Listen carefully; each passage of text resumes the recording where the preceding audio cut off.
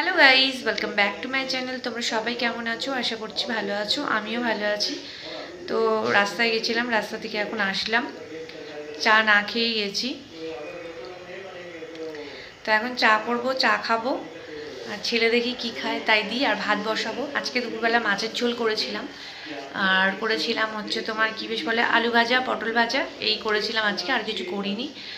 আর ঠিক করে আমি একদম সত্যি ব্লগটা করতেছিও, আমি ব্লগটা করতে পারছি না, অনেক কারণেই করতে পারছি না সত্যি কথা বলতে।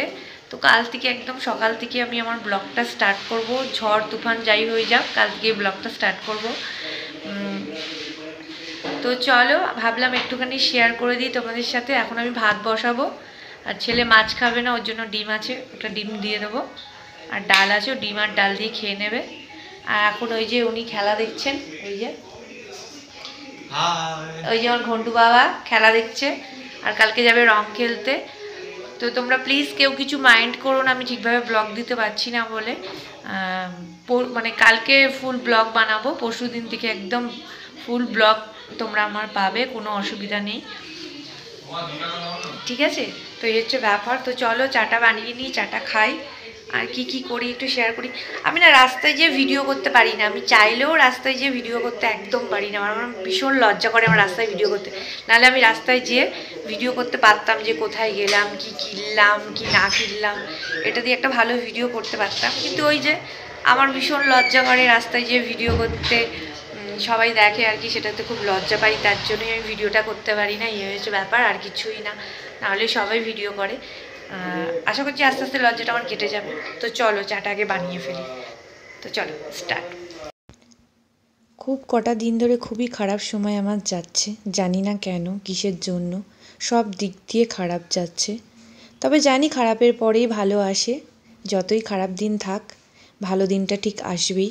খারাপের পরেই মানুষের ভালো দিন আসে, তাই ধৈর্য ধরতে হবে, আর সব খারাপ পরিস্থিতিতে মানিয়ে নিজেকে নিতে হবে, সেটাও জানি। তো সেইভাবেই নিজেকে আমি বোঝাই যে খারাপ সময় সব সময় থাকবে না, খারাপ সময় খুব তাড়াতাড়ি চলে যাবে, শুধু অপেক্ষা যাওয়ার খারাপ সময়ের। তো চায়ের জল নিতে যে একটু জল বেশি হয়ে গেছিলো, আমি কেনা জলেই চাটা খাই, তো সেটুকু আর না ফেলে আমি খেয়ে নিলাম। খাবার দাবার কোনো কিছুই আমার নষ্ট করতে একদম ভালো লাগে না। বাসি ঠাসি যা থাকে সবটাই আমি খাই, ওদেরকে অতটা দিই না, কেননা একটা সময় এই খাবারটাই পাইনি সত্যি কথা বলতে গেলে, তার জন্য খাবার ফেলতে খুব কষ্ট হয়, খুব কষ্ট লাগে। চা মুড়ি খেয়ে তারপরে জামা কাপড় ছেড়ে তারপরে বসাবো ভাত। তারপরে এই যে বিছানা টিছানা ঝাড়বো, একটুখানি ঝেড়ে ঘরটা একটু ঝাড় দেবো। তো এই খুচকাচ কাজ রয়ে গেছে আমার, তো সেটা করব। তো এটা তো আর ব্লগ না, এটা ছোট্ট করে একটা ভিডিও তোমাদের সাথে আমি শেয়ার করলাম। তো চলো টাটা, আবার দেখা হচ্ছে তোমাদের সাথে নেক্সট ভিডিওতে। তো এই যে চা, এই যে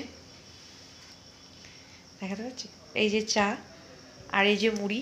চা আর এখন মুড়িই খাবো, কেননা এখন 8টা 15 মতন হয়ে আছে। আর এমনি আমি সন্ধ্যেবেলা সেরকম কিছু খাই না, তবে শুধু চা আমি একদম খাবো না, তো একটু মুড়ি দিয়েই খাবো। তো চলো টাটা।